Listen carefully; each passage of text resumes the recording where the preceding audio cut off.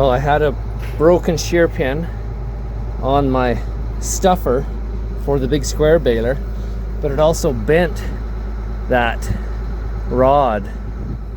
What had happened was this: the bolts came loose of these, and this dropped down, and once this dropped down, then it folded it up and bent this, and it jammed it full of hay, because this, of course, that fell down and up she went in a blink of an eye, and it broke the shear pin. But luckily it only just bent this guy. I straightened it out and put some new bolts in it. But I don't know what this thing is. I got it years ago at an auction, and I think it has something to do with maybe wagon wheels or some kind of bending. But it looks like it would be bending things on edge. If you look down there, there's a gap where, you know, it would take like a 1/2-inch piece of flat bar, you know, 2 inches deep. Anyways, it totally just saved the day. Some random $5 auction purchase. So awesome. Now I can get back up baling again.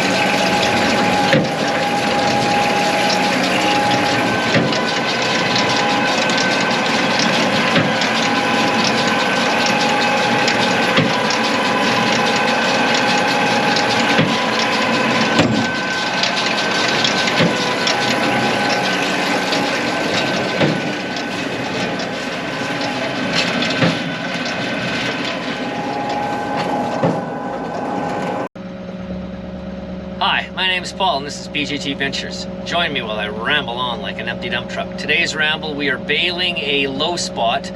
I had swathed this yesterday just with a big old, like a 25-foot swather, a pull-type swather. And there's a bunch of weeds, just some old sow thistle, and then of course there's a whole bunch of brome, and then also some kind of, I don't really know what kind of grass it is, but historically, I can never seed through this low spot, and it cuts the field almost in half. It's almost 1,000 feet long to the far end there, and so of course I have to drive around the thing all the time. Years ago, people had gone through it with sprayers lots and had carved perpendicular ruts through it, and so then of course it then trapped the water even more. So many years ago I was able to get it disked and smoothed, but again, it's so soft you can never farm in it. And then every year by the fall, it is growing, you know, the weeds or the grass so well that I can never farm through that the following spring, because of course that grass and those weeds plug the drill. So, and even if you went and disked it in the fall, there's still too much product or biomass, or just too much grass to get chopped up. So this was my chance. It's super late, but I thought we could just do a quick video on getting this cleaned up, and then I'll be able to disc it and push back my field's border, and maybe get back a little bit of some of how the field is. I'd love to plow in a tile all the way, and then I probably could end up farming through all of it. But I've been wanting to make a tile plow for the ripper that goes behind the dozer, but that'll be for another episode. Anyways, the tractor I'm in is a 9240 Case. I think it's a late 90s, and it has the the 8.3 Cummins and a 12-speed power shift. And then the baler I'm pulling is it's a Massey Ferguson 2190. I think it's like a late 2000s. And I mean, it's really a Heston with Massey paint, but it's a 4x4 square big baler.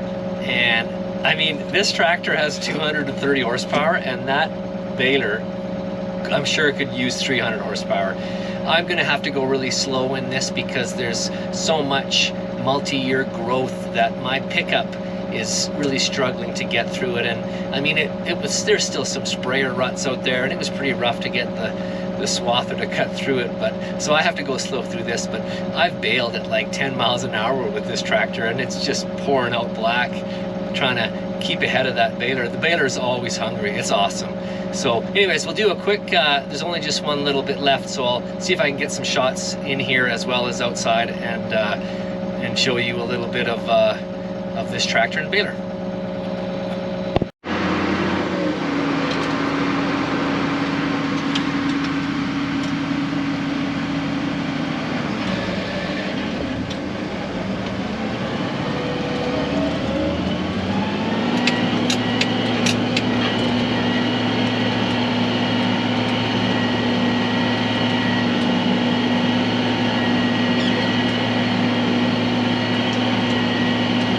So this is the readout.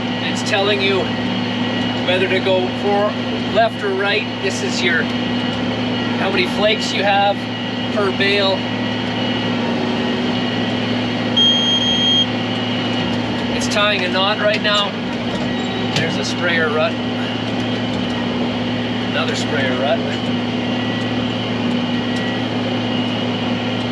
So now if you look at those things on the top, when they're bouncing like that, it's tied, each one of those represents a knot, and it's tied knots, and all the knots have turned out successful. And now we can proceed with making the next bale.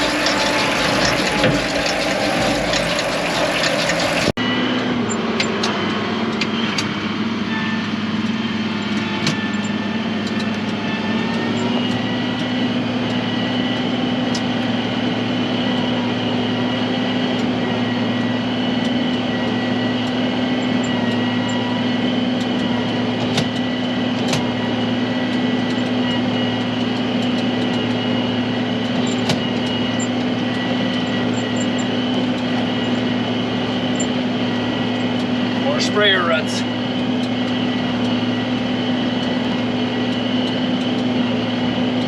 Anyways, that's the big square baler. I hope you enjoyed this little bit of. I should have done more last night, but it was dark and I was trying to get done. I actually plugged, and it was too tough, so I finally